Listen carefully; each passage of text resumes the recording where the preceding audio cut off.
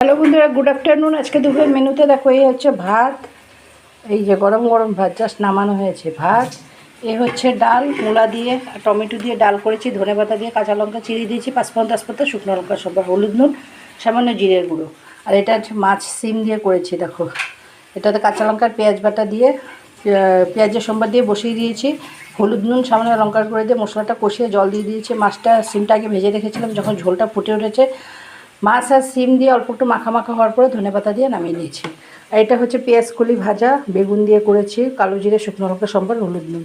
আর এটা হচ্ছে শসা আর গাজরের স্যালাড, ঠিক আছে, আর লেবু আছে।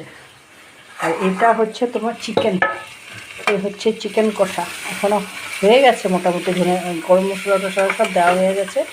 এই চিকেন কষা এখন নামিয়ে নিচ্ছি, ঠিক আছে। এই হচ্ছে আজকে দুপুরের মেনু।